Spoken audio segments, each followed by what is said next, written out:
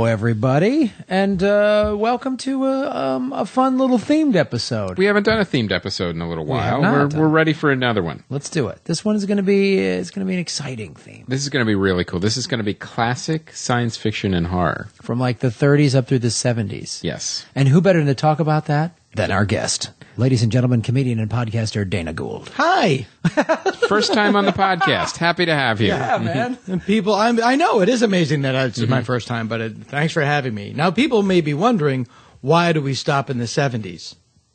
Why not? Yeah. I just randomly say the 70s because after that, I'm in high school and I remember them, so they're not classic. It's just stuff I saw. Isn't it pre-Freddy and Jason and post-Freddy and Jason? That's a good way of putting it, and that's about right, I would say. And that was Freddy was 85. Was that the first 84? Yeah. I think. Yeah. I would put. And again, we'll have to work backwards.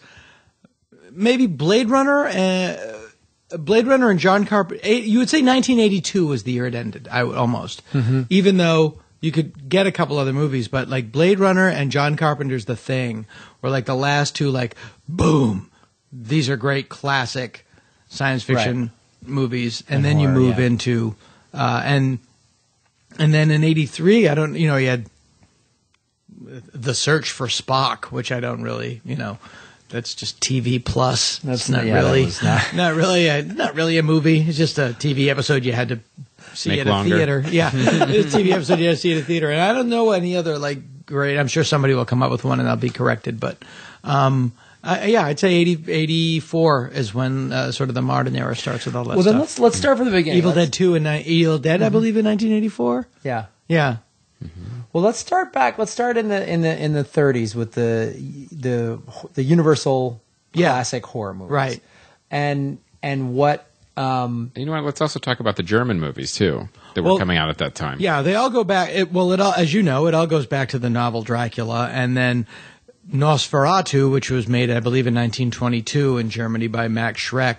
Funny story: Max Schreck wanted to make Dracula as a movie, and Bram Stoker's wife was still alive, and she was like, "Well, you have to pay me," and he said, "I have a better idea." I'll just change the name and do it in Germany, and you'll never find out about it. Neither thing happened, and part of the lawsuit that she won was that all the prints of the film had to be destroyed. And all the prints of Nosferatu that people see now are prints that were hidden and held back. Oh, I didn't know that. Yeah. No way. Oh, yeah. Yeah. That's because we just saw one at Matt Weinhold's house. He watches horror movies? I really want to see Werner Herzog's remake of it, which I've actually never seen. But there was an article about it in Fangoria that I read, and I don't read Fangoria normally. Was that the one? Because I can save money by spilling a can of instant ravioli on the floor. It looks like every page of Fangoria. What I do, if I want to read Fangoria, I get an old issue of Time or Newsweek, and I just spill ravioli on it, and it looks like Fangoria. Oh, wonderful. Thank you. But it was a great article, and I find Werner Herzog hilarious. Yeah, he is as funny as any German. Yeah. Well, he did, Grizzly Man, the documentary Yes. Grizzly Man. There was an interview with him on the execrable Terry Gross show on NPR, and he was talking about bears, and he says this. There's bears in the winter, they hibernate, Terry, they sleep, they dream. and I'm like, how the fuck do you know? And what do they dream about? Bears dream. I'm assuming dancing picnic baskets are. Yeah. But you don't know that they dream. Pompous ass. Are you talking about the Willem Dafoe? No, that movie's brilliant. That's called Shadow of the Vampire, which I love that movie. Mm-hmm. No, Klaus Kinski starred in a remake of Nosferatu. I think it was in 1979. Oh, wow. Okay. Yeah. 1979, same year as Love at First Bite. Phantom der Nacht, 1979, Klaus Kinski, directed by Werner Herzog, written by Werner Herzog. This is. I don't think I've ever seen that remake. It's great. It's a remake. It's really amazing. And it's supposedly, I've never seen it. and I am still not paying Bram Stoker's fight. Yeah. Here's a reason to. Well, because the reason he was able to remake it was because in the interim, Dracula went into public domain. So that's why he was able to do it. And there's a younger Bruno Ganz. Right, as Jonathan Harker. Yeah, who is one of my favorite German actors of all time. The best movie to see him in is as Hitler in Downfall. Bruno Ganz. Is Bruno Ganz, yeah. He's also I think it was in Tinker Tailor Soldier Spy. Anyway, he had he's in that. He's an amazing great movie. Yeah. With my old neighbor, Gary Oldman. You used to be my neighbor, and he came to a Halloween party at my house and was not dressed as Dracula. I was somewhat disappointed. And when I said, "You're not dressed as Dracula," it took him a full 30 seconds. Like, oh, of course, no. Yeah. So now Nosferatu, if you watch it again, he's not my friend. He's I'm not name dropping. He came to a party. It was a neighborhood party, and everybody came, and his kids played with my kids, and neighborhood. Everyone was dressed up like Dracula, except him. The British kids are your kids. I didn't know that. How are you? I'm in showbiz too.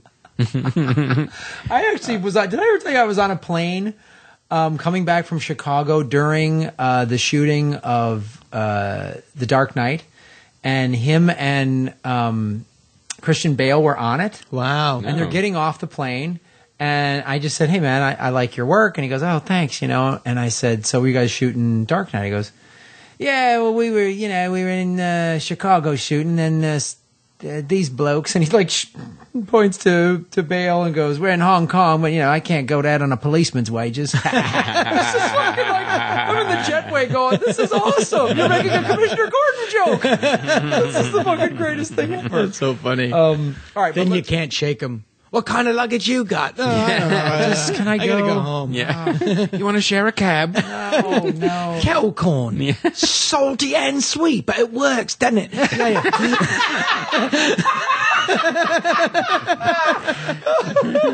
You gotta let me know when you're performing. I'd like to do comedy. Oh, God. Then you blow your brains out. I can't shake Gary Oldman. That would be an awesome short film. Yeah. You just can't shake it. So Nosferatu. Yeah, Nosferatu. And then you get, so after Nosferatu, then the modern, what we think of as the classic era really kicks off with the Bela Lugosi Dracula in 1930. But when you think about Nosferatu 31? too, if you watch it again, it's like, obviously it's very dated, but it's still really creepy. It's really creepy. When you look at the way the shots are set up and the lead he's really creepy. He looks Max Schreck. Max Schreck, yeah. And he looks like a rat. And it's actually, in Nosferatu, Dracula is treated as a personification of the plague, of an illness, of like and this whole which is not, it's pretty close to the book. And this whole concept of Dracula being a romantic hero, like when Francis Ford Coppola made Bram Stoker's Dracula, right. I was like, well, we went back to the book, and no, that's not the book. Dracula being a romantic hero and falling in love with what he thinks is the reincarnation of his, that's Dark Shadows. Yeah, that's the plot line of the first Dark Shadows, and then Richard Matheson did the Jack Palance TV movie Dracula that Dan Curtis also produced, who produced Dark Shadows in like 1973, and it was that story. Like that's what it's from. Mm-hmm. It's not Bram Stoker at all. It's just funny how these things just get passed down and people just forget to question it. Like, oh, I guess so. Sure. Actually, no. Yeah, not at all. Not at all. Now, I want to talk about another movie that came out in that era, was The Cabinet of Dr. Caligari. Right. And this was starring Blaine Capatch. Sorry. It did kind of look like Blaine, it looks actually. Exactly like Blaine. Yeah, you know Capatch. what? I didn't think of that until you just mentioned it. You're right. It looks exactly like Blaine Capatch. Is Blaine Capatch an immortal? Is that what you're saying? Is he a Highlander? So I'm watching this movie, and it's another one of those movies where you go, okay, obviously you got to let it kind of wash over you and realize what you're watching. German expressionism. But as you're watching it, it gets creepier and creepier. And then as you look at like the set design and the production design, it looks like, oh, this is every Tim Burton film Yes, in the 1930s. This German. expression. It's really the Corpse Bride is really heavily influenced by Dr. Caligari. Pretty much, and also it has this crazy twist ending to it. I won't ruin it if you guys actually seek it out. But can you do a spoiler alert for a movie made in 1926? Spoiler, yeah. But it was the kind of World War II was won by la la la la. But it was, you could tell too, like at the time, because a twist ending like that was like, oh my god, before you had seen it 100 times after that. Yeah. So it was a really, I actually don't know the ending to it. So I'll tell you after the air. I'm assuming now that the Cesar is the name of the character that looks like Blanket Patch. I'm assuming he finds the Statue of Liberty and realizes that he was on Earth the entire time. And he was asleep. Yes. You maniacs! Yep. He was there. They have a Statue of Liberty too! No, you idiot! What are the odds? No. Nobody said that back then. I want to talk about this, like you had Dracula in 31, you had the Mummy in 32. Which is a remake of Dracula. The Mummy, the story of the Mummy is beat for beat the story of Bela Lugosi's Dracula. To the point that it even has the same music. It's the overture from Swan Lake is the opening theme of both movies. It's the same exact story. That is fascinating, man. And Bela Lugosi, as people probably know, was not Universal's first choice for the role. It was literally like, no, fine, give it to him, fine. It was like they had like 11 people that they wanted first, and then finally like Shirley Temple passed, and like, all right.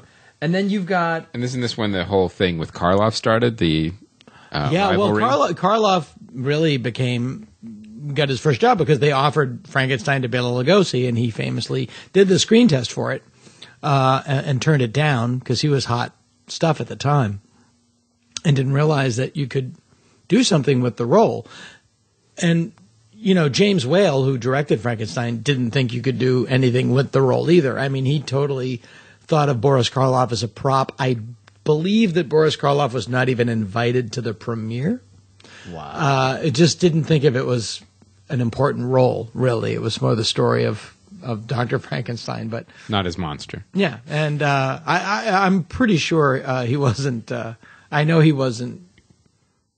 He got no respect from James Whale at all, and then as people have seen in Ed Wood, it was a decision that he would later regret. It's if you look at if you go to his Boris Karloff's IMDb page, it is just kind of like. It's just spectacular. Like how many movies he made? Like, made 40 movies in 1931. Yeah, I mean, it's literally like, and just the Ghoul, the Mummy, the Mask of Fu Manchu. Like just on and on and on. And he was. It's interesting because Universal. Lon Chaney Sr. was called the master character creator, the man of 1,000 faces, and he was such a huge star. Played Phantom of the Opera, and when his death was the headline of the New York Times, and he was known as the man of 1,000 faces, and the headline was, I believe, Lon Chaney Sr. Dies, wears one final mask, and it was a cartoon of death putting a death mask on him. I mean, it's huge news. Wow. And Universal kept wanting to crown the next Lon Chaney Sr., and they tried it with Bela Lugosi, and he didn't want to do it. He wanted to be Rudolph Valentino.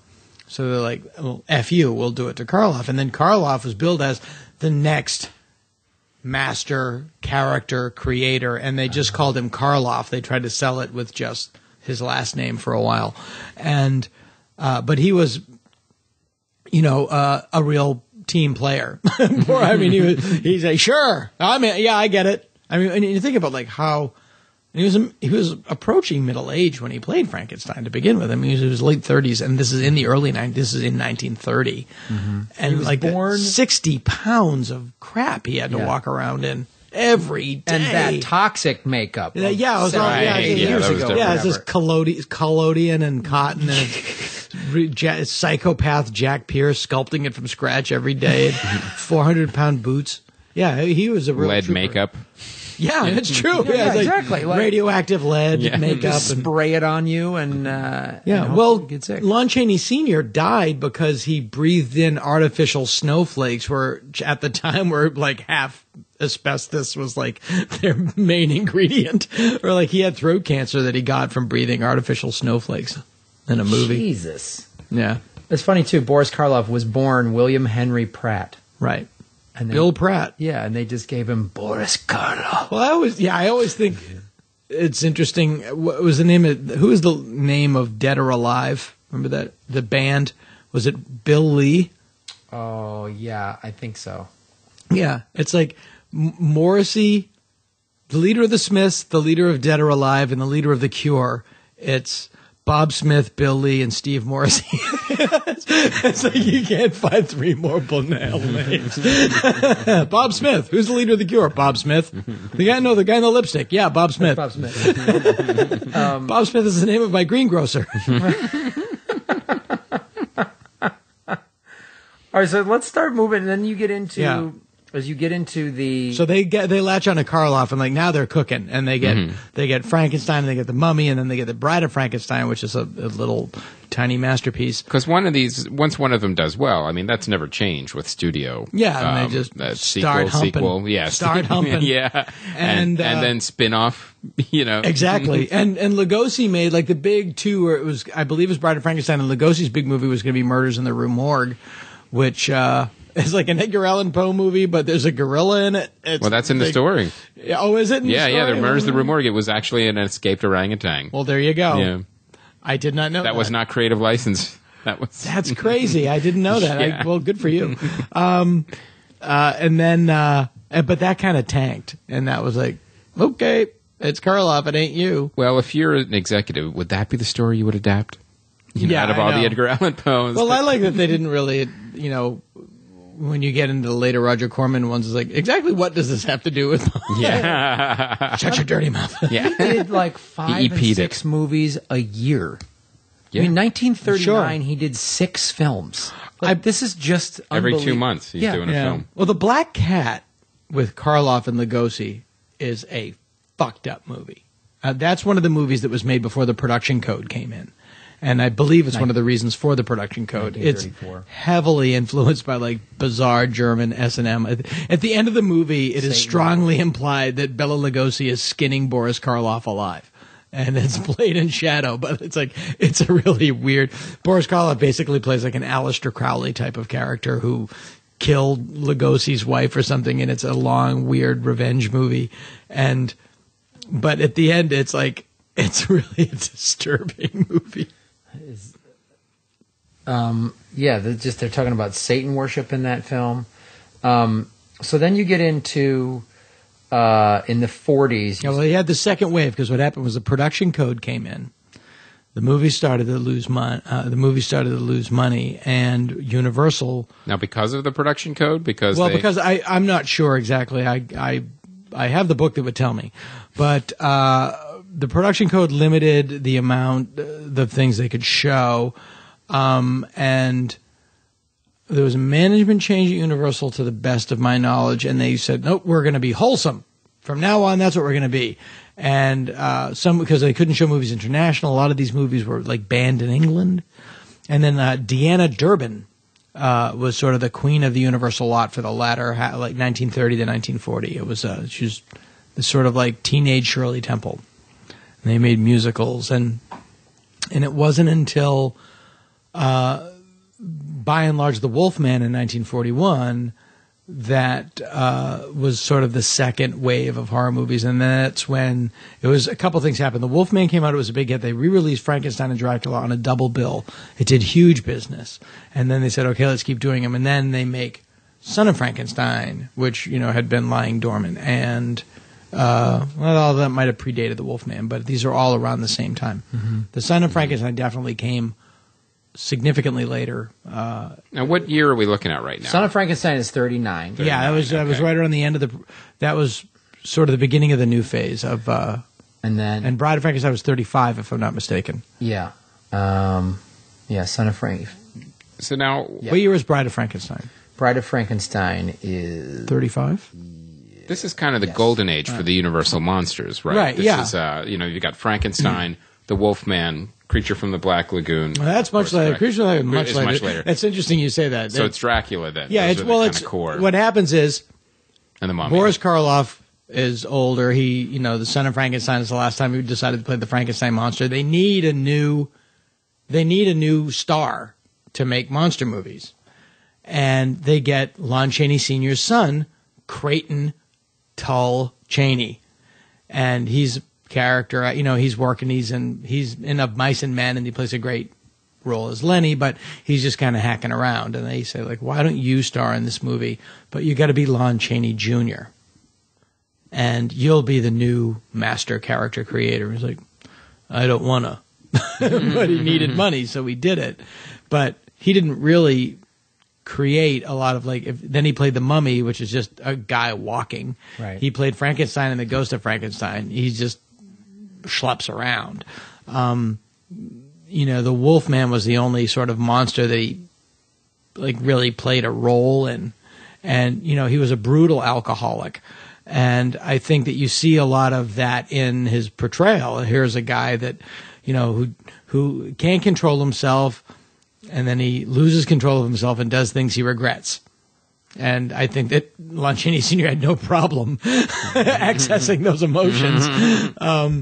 And I think that's why that character is so great. It's a character based in guilt and shame. Now, it's really interesting. Now, after these characters got pretty much established, what year was the Abbott and Costello movie? That was like the end of the classic Universal monsters. I believe it was 1949, and that was sort of like was it Abbott and Costello meets Frankenstein? Abbott and Costello meet Frankenstein, and that was kind of the thing. I was like, okay, we can't go anywhere. Yeah, this is it. Yeah, we can't go anywhere. We put every classic monster in this comedy movie now. Yeah. That was 1948. 48, yeah. Mm-hmm.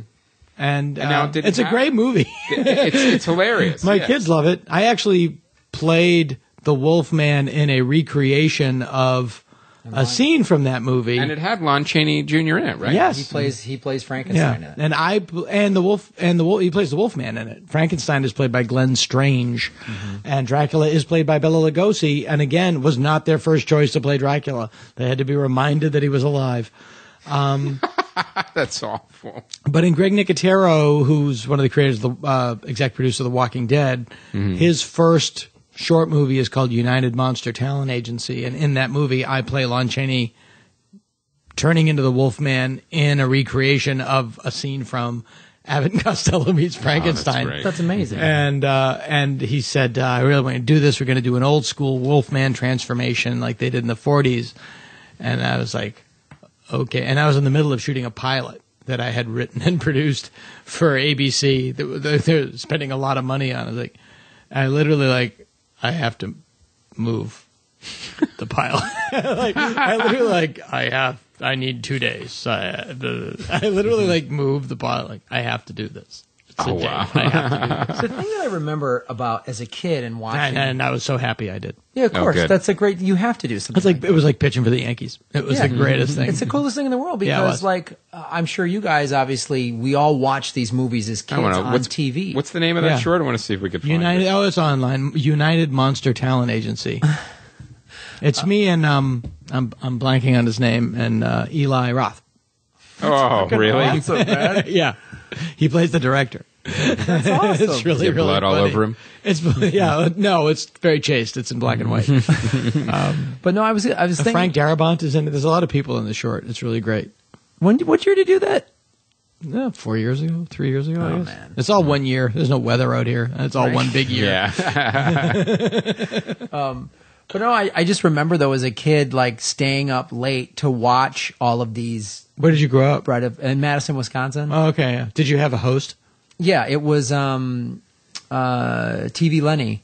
Awesome. Did and it was the local TV Lenny now is a vastly different meaning. Yeah.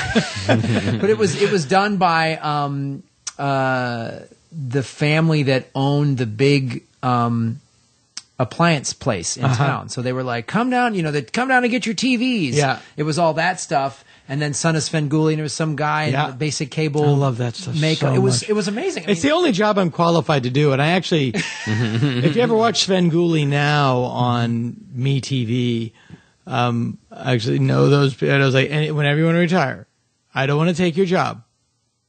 But whenever you want to retire, I'll come in.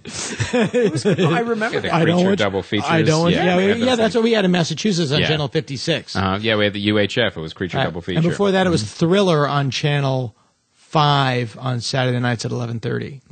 And I remember very early 70s. That black and white. We didn't have a color TV till I was in high school, but so we just watched that stuff. And I remember turning the lights off in our basement, watching it.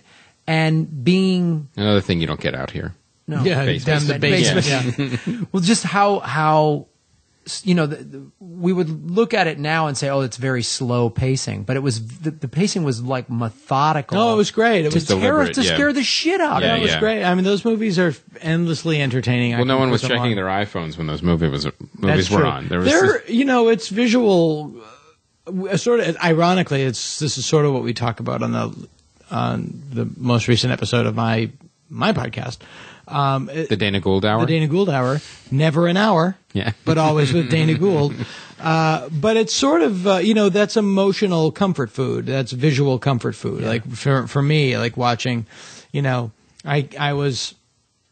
came in and it was late, and this is about 2 weeks ago, and it was a Saturday night, and I got the kids to bed, and I was, and I just literally Sven Gouldy was on. And the movie was Revenge of the Creature. Yeah. I was so happy. I was so happy. I plopped my ass down, and it was like a massage. It was so great.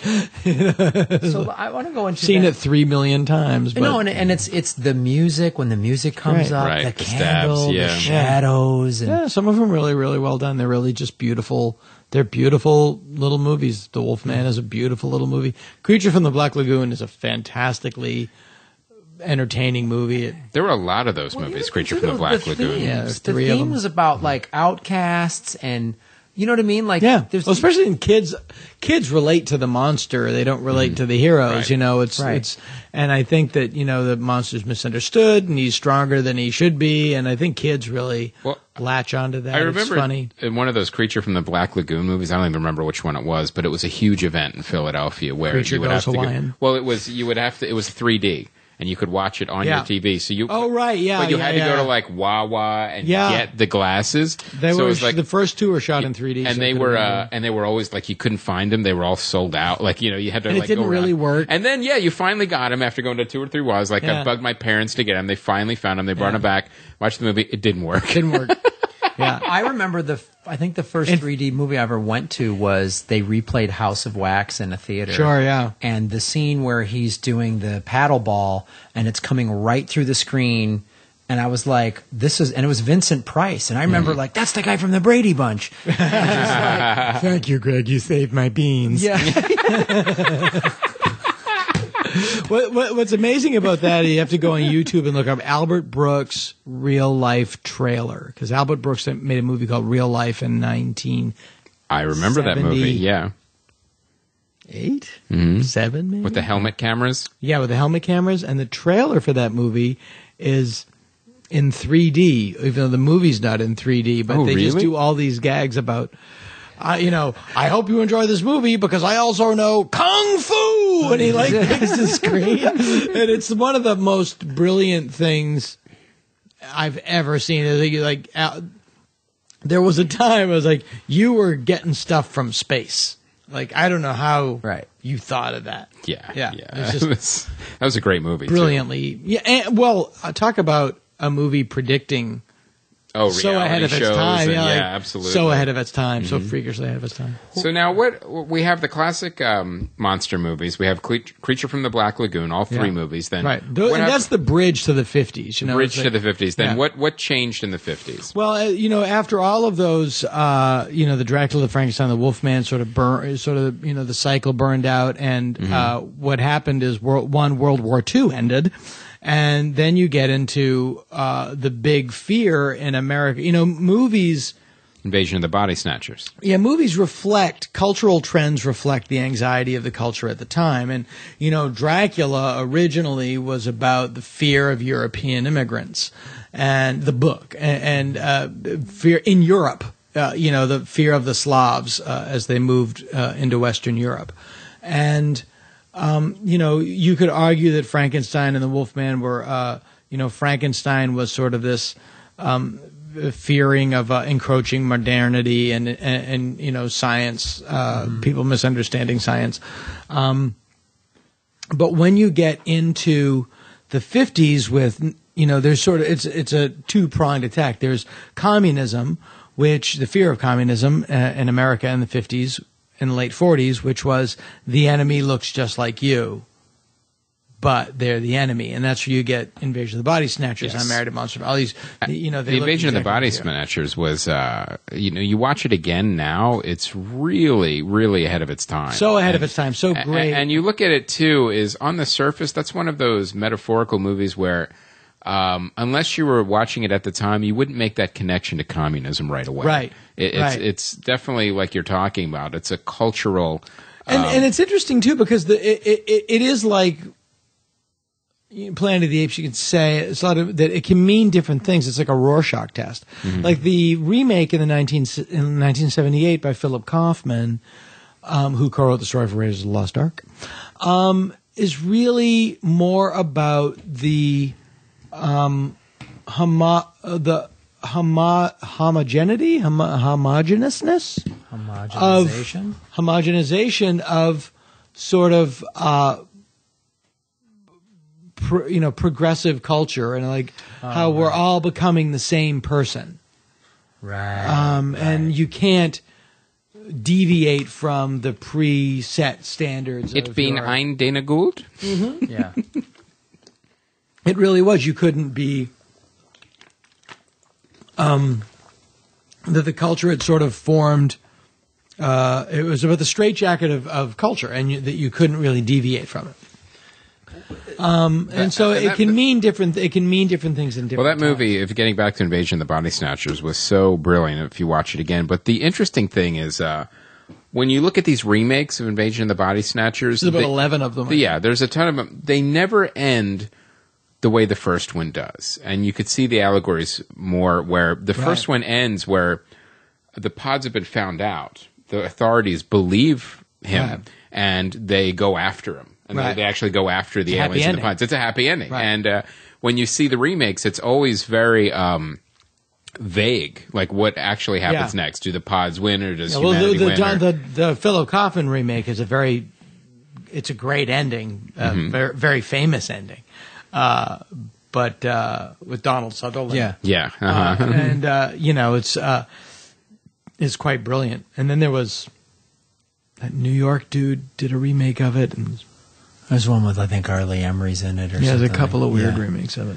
Yeah, Gabrielle Anwar's in one. Yeah, there was one I remember that one. One with Nicole Kidman and Daniel Craig that like literally no one went to see. Oh, I remember that. Yeah, that one came and went very quickly. And the other fear, in addition to communism, was because of nuclear power and atomic power at the time. Giant bug movies, which were huge. Like, we are playing with nature now. What's going to happen as we start messing with nature? And now, what year was Godzilla then? Alien Invasion. 54. 54. Godzilla's different. Godzilla is the same and it's different. The original Japanese Gojira, without Raymond Burr edited into it, is about the psychological hangover of having an atomic bomb dropped on you. Right. And it is a dark, bleak. If you watch the original one, there are scenes where like there's a woman holding her child. And Godzilla is going through the city, and the woman is crying, and they're going, "Soon you'll be with Daddy. Soon you'll be with Daddy." And people are like, "My father got killed on Iwo Jima, and I'm going to get killed in my living room." Like, there's all this weird World War II hangover to it. That's weird that an American movie studio would edit that out. But Raymond Burr. Isn't it funny? Yeah. As Steve Martin.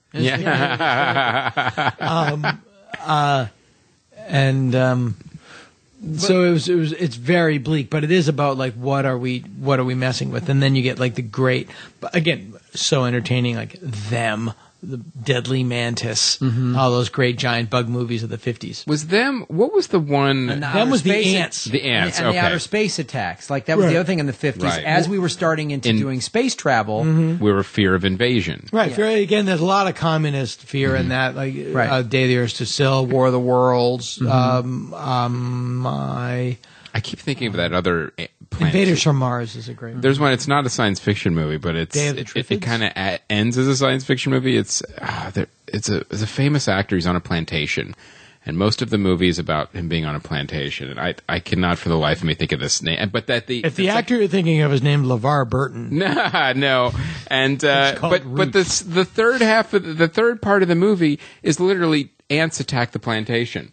And it's I gotta look this movie up. Is it a TV movie? No, it was an actual movie. I have to, you know what? I have to ask Matt Weinhold what movie I'm thinking of, because if you give him 3 or 4 words, I'm going to see him in an hour. Yeah, he'll name the movie. Yeah. Yeah. You go ants. If you just say ants, plantation, famous actor, he'll name the movie. Okay.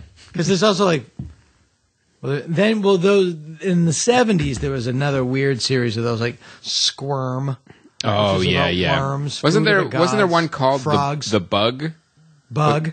No, the Bug. Was it just Bug? Yeah, bugs that caught on fire. No, it was almost like a horror comedy. I think came out in the 70s. Night of the Lepus, about giant rabbits. Well, that one I don't remember. With DeForest Kelly. Yeah. Really? Yeah. Mm-hmm. I remember that. I remember the giant Night of rabbit. the Lepus. Night of the Lepus. Not giant rabbits. I remember giant ants. I remember giant anything. Yeah, sure. And it was always a radioactive something made them. It was before zombies. Yeah, right. Before they started to attack everything. So what happened then in the 60s that got us from drugs? Yeah, right. No, seriously, like how it became then. Like the 50s was the Red Scare and atomic attacks. Well, there's several, it's like which 60s? It's like you have Roger Corman making these amazingly entertaining Edgar Allan Poe. For next to nothing. For $1.50. And always making a profit on it. Always making a profit. And they're just great, entertaining drive-in movies. Right. And then what you get with big studios, big budgets is, it's all about cultural anxiety. It's all about the world's going to end. We're at the height of the Cold War, and people felt in the late 60s like they had no control over their destiny anymore. If you look at 1968, people thought the Vietnam War was under control, and the Tet Offensive blows up in their face. Martin Luther King is shot and killed. Robert Kennedy is shot and killed. Richard Nixon, who was written off as politically dead, is elected president of the United States. I mean, the people felt they had no... There's rioting in the streets. Civil rights. People had no control over there, and that is reflected in all aspects of culture, from clothing to movies to music. No rules apply anymore. All bets are off. You have a baby boom of age. They're in their early 20s when people are at their most indulgent and most immortal. So they're doing all sorts of crazy shit. So what were kind of the themes then as we move into the 60s for the horror movies? Now, is this like kind of the golden age of Hammer and like the sexy vampire movies? Well, that was in the late 50s, early 60s, throughout the 60s. Yeah, and that's more like in the Roger Corman school. He's saturated with colors, and and it's like very sexy. And it would be interesting to see what they don't talk about like the cultural reflection of the Hammer movies at the time. Possibly the sexual revolution. Vampire brides, things like they got. that. They also got lucky, like that Dracula was just able to be sexier, and it was a lot of Hammer was about cleavage. Yes, but in terms of movies like Fantastic Voyage, Planet of the Apes, 2001, specifically, then you're getting into like science fiction films become a lot more sophisticated. Right. They have a lot more money spent on them, but they're all really bleak. I mean, heavy social commentary. Yes. Planet of the Apes and 2001 are both about, the end of mankind as we know it, although 2001 was also about the beginning. The rebirth of a different type of humanity. Yeah. It was in that way a lot more less pessimistic. But, You mean Space Baby? Space Baby 2000? Yeah. But yeah, you get a lot of, you really in the late 60s, early 70s, a lot of apocalypse movies, the Omega Man, Soylent Green, like a lot of Charlton Heston apocalypse movies. Right. You know, and again, it just reflects what cultural anxieties are extant at the time. I don't know why. It was a lot of nihilism and bandanas. Yeah, a lot of bandanas. I mean, the whole thing, and like, scarves. you couldn't trust anybody anymore. You couldn't trust the government. You couldn't trust the media. Yeah. You couldn't trust anybody. Yeah.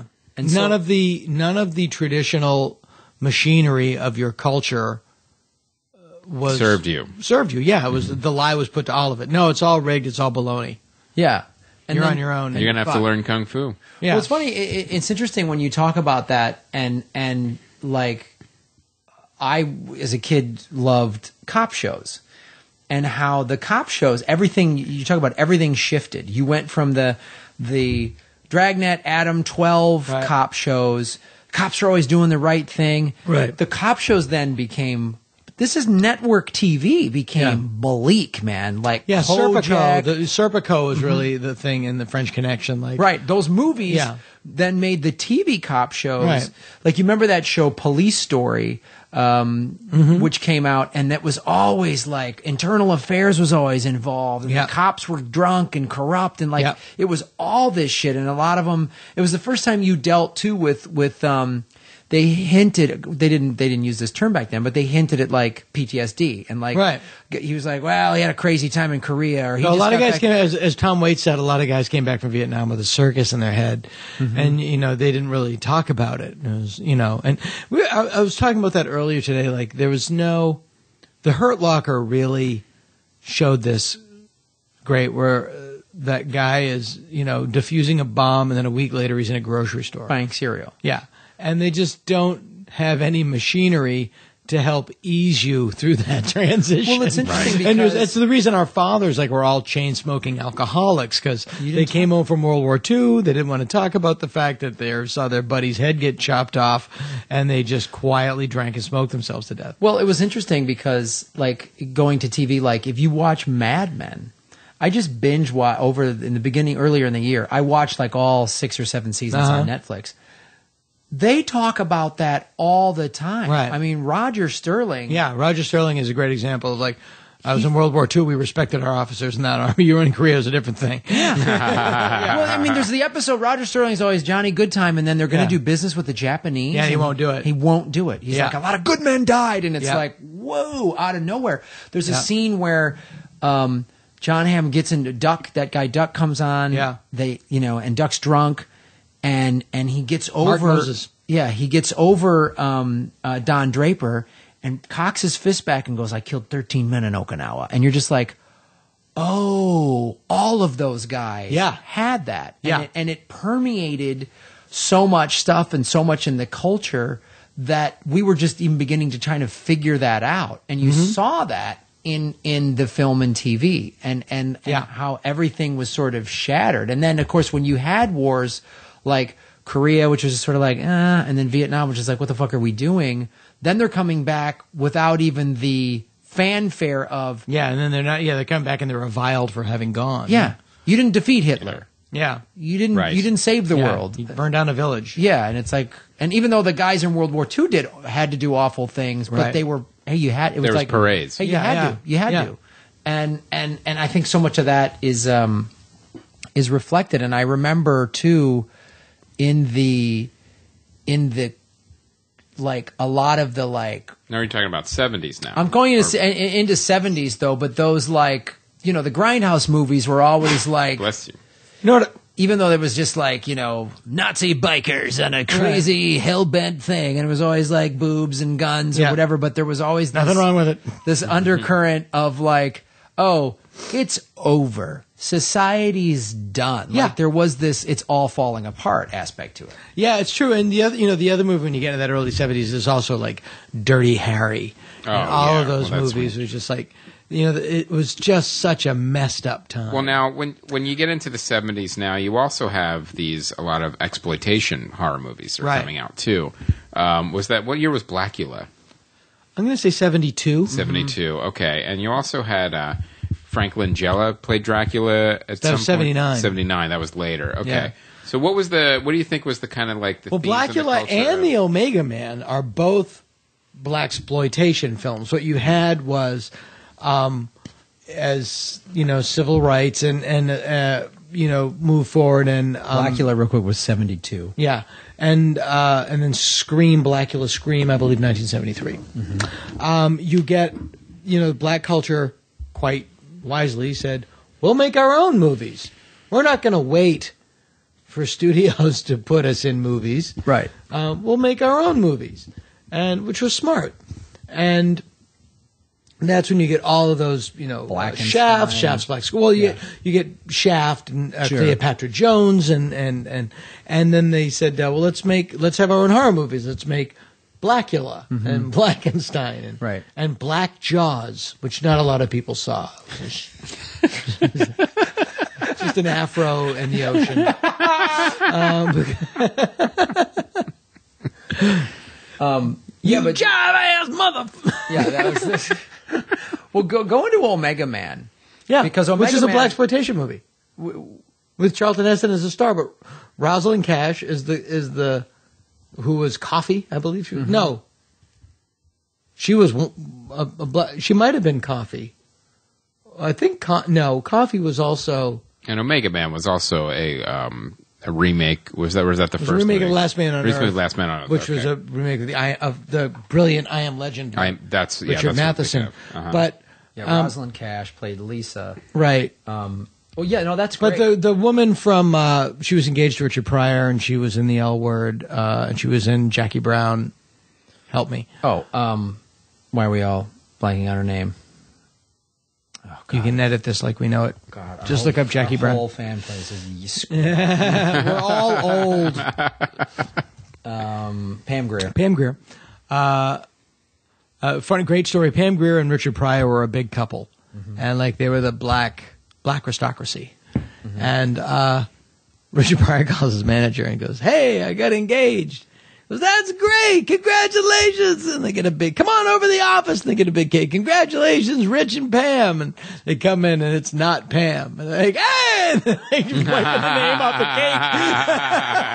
cake. Who's this? But and then Rosalind Cash was one of them. She might have been. Pam Grier was in Black Mama, White Mama. She was in Coffee. Coffee was Pam Grier, right? Yeah, Scream, Blackula Scream. Who was Cleopatra Jones? Cleopatra. That might have been Rosalind Cash. Yeah, that was Rosalind Cash. Yeah, there you go. Was she in Jackie Brown? Pam Grier wasn't. Yeah. She was Jackie Brown. Yeah. She's in Foxy Brown. She's in Sheba Baby. She's in all those great movies. And Omega Man was like, look, Warner Brothers was like, look, these movies are making a ton of money. Let's get some of that audience for ourselves. And people put down Charlton Heston for being this reactionary conservative, but he was like, sounds good. The thing that was interesting about that movie was, again, it was science and society had failed. Right. They've messed up. They screwed with Mother Nature too much, and this is what happens. And then you had the last man on Earth is not alone. Yeah, it was great, and his whole quest to put your arms out like I'm gonna crucify you, baby. Yeah. Don't worry. And and how he then, this is the man and I mean the man. It's so arch. I've seen that movie 5,000 times. I love that film. I was in an elevator once with Anthony Zerbe. Great story if it ends there. Yeah. And it gets even better. And he got off the elevator, and the elevator's running. I was like, I said, if this wasn't the truth, I wouldn't have said it. But I literally watched the Omega Man like 4 days ago, and he kind of chuckled. And then as the elevator he got off the elevator, he turned to me, and as the doors were closing, he went, "The family is one," and the doors closed. It was great. It was really great. And then what you get in the modern era is how the other aspects are failing us, and now it's science is failing us, and medicine is failing. I mean, we were talking about how the fact that how Invasion of the Body Snatchers is used as a Rorschach test to tell the story of whatever the anxieties are of at the time, whether it's cultural homogeny or I would argue too that it's not. just the themes like you're talking about, like maybe right now that science is failing us. It's that science is becoming feared. Well, science is feared, and yeah, well, the example that I was going to say is in the way that... And denied. Yeah, well, that's another thing. That's another wonderful aspect of our culture. I don't know if it's...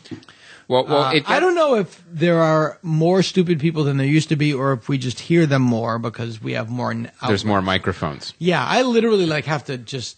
I'm in one of them now where I just don't watch the news. Well, it's hard. I can't go there. It's interesting you said that because... I saw Steve King and Rand Paul dealing with two Latin American dream kids today in a restaurant, and it fouled my mood for like 3 hours. It was like easy to do. Yeah. But like at an unlikely source of the talk about like the way science is feared and also misused was it was actually a most recent kids movie was Tim Burton's Frankenweenie. I love that movie. And it gets into all those themes, and they go over a lot of the kids' heads, but, you know, there's a science teacher that is, like, made to be the villain at first, and nobody wants to listen to him, and he makes these great speeches about science. It's like people want to reap the benefits of science, but they want to deny everything else about it. There's one thing about... That's a brilliant observation in that movie. There's one thing about that movie that drives me crazy, and I love that movie. I love that movie. I really do. But at the end of the movie, it's like, no, he can't live. It's the whole point of the story. Right. That movie ends as if King Kong fell off the Empire State Building and then got up. Ow! Yeah. Get me the biggest salon pass you have. Yeah, you know, Disney was like, all right, Tim, we'll let you make your short film into a feature, but this is how it has to end. Yeah, because we know no one's going to see it anyways. Yeah. That movie it was great. It was great, and you could tell it was like a little personal pet project of his too. I mean, it was this little animated movie that's in black and white. And he made it twice. And, they shot the stop motion movie. They shot the live action movie in 1985 or 4. Then they made the stop motion movie. Mm-hmm. Then he made Dark Shadows. Well, at the end of Dark Shadows, he looked at the movie, and by this time, Tim Burton, because of Alice in Wonderland, has so much cachet with Disney, has so much money. He basically they reshot 90% of the movie. Oh, I didn't know that. Yeah, just do it again. Oh, wow, really? Yeah. But I love that movie. I saw that movie, and it was like my daughter loved it too, and she hasn't seen any of these classic horror movies either that they reference in the movie because it's all. How old is your daughter? She's 9. Oh, that's it. My kids did not go nuts for it. Mm-hmm. But my 12-year-old loves The Walking Dead. So you tell me. Everything now. Her mother let her watch. I was like, honey, I don't know if you. You know, my daughter has asked that because my wife and I watched. Then I had to tell Greg. How old? Nicotero. Oh yeah. How old do I have to be to see Walking Dead? 17. Yeah. And then my daughter's 12, and but she's a specifically savvy kid. But. In the way that Invasion of the Body Snatchers could be used as a Rorschach, I look at the new good Planet of the Apes movies as an example of like it's caused by science. It's caused by overzealous scientists in a lab trying to cure a disease, and they don't test it properly, and they rush it through production. You know, my dad had a stroke because a drug was rushed through production and it wasn't tested on Vioxx. He was part of the lawsuit, and he survived, but. You know, it's like, the medicine and science is running amok. Science run amok, and we're messing with Mother Nature. Yeah, you mess with Mother Nature. Mother Nature will win in the end. And well, the other giant will always win in the end. The other giant theme of the Planet of the Apes movies is that once all the science, technology, and comfort is taken away, humans will revert to animals very quickly. Yeah, we only need to miss about 3 meals. And we get really off the charts. It's true. It's been the theme of so many great stories, and something that I recently worked on. It was like, it takes about 3 meals, and then if you then the knock on your neighbor's door gets really loud. Well, that's the thing now. Like everything now is society collapsing. That's so much of what's going to happen when society collapses. Right. That's where this whole zombie thing is coming from. The last thing that's going to be left are podcasts. Yeah. As I've said before, my favorite thing about society's collapse is afterwards when it's all just gun-toting survivalists, and they get together to agree on a leader. Yeah. Yeah. That's going to be fun. Yeah. Yeah. I'm sure you're familiar with the phrase circular firing squad. Well, those lunatics want society to collapse. Yeah, they're ready. But they're not prepared to run. And that's just to get off the subject for a minute, but somebody was talking about, you can be a revolutionary, but then you have to govern. It's actually, I know I'm a dog with a bone about it, but it's on the topic. Andy Serkis's quite brilliant performance of Caesar in Rise of the Planet of the Apes, he's a revolutionary, and Dawn of the Planet of the Apes, he has to govern. Yeah. He has to make people get along, and he has look, let Which him one do is it. harder? And then, Right. let him do it. If not, they're going to do this, and I don't want them to do that. Yeah. It's but what about this? Yeah. But what about that? I don't know if Ted Cruz has that in him. No. No, everyone's talk about, we're going to change and revolution, whatever. And it's like, okay, you handle it. Well, that's what, that's what the song Won't Get Fooled Again is about. That's an easier sell. Sure. I'm going to do a revolution, then I'm going to govern responsibly. Yeah, well, it's a lot, it's hard. It's easy to break a window. It's hard to make a window. Right? Well, speaking of society collapsing, that's about this episode, gang. We've torn it all down. So, But I am interested in, I'll leave you, where the Iraq War and all that fits in. I don't know if that has been properly culturally mirrored yet. It has not. And we did this. I'm sorry, folks. It's a historical fuck up. Yeah. Well, here's the thing. And we've not dealt with it yet. Well, several reasons why we haven't seen. If you look at the Vietnam War, the best movies that came out about it happened after we were completely done. Late 70s, yeah. So we pulled out of Saigon in 1975. Right. So it's been entirely possible the best Iraqi and Afghanistan movies have yet to They haven't. be made. Well, because Iraq's done, but Afghanistan isn't. Yeah. So we need. Culturally, we need some distance. Also, and the other, people forget the reason that Hamas is in charge now in Palestine is because the Bush administration said we need to give these people free elections, and if they have free elections, they'll love democracy like us, and they'll be like us. No, they voted in Hamas. They did it, and it's no, they didn't have a free election, and they didn't vote in the people we told them to vote in. Right? What the fuck? Well, there's that. There's also the fact that a lot of bile comes out when you Lance Boyle.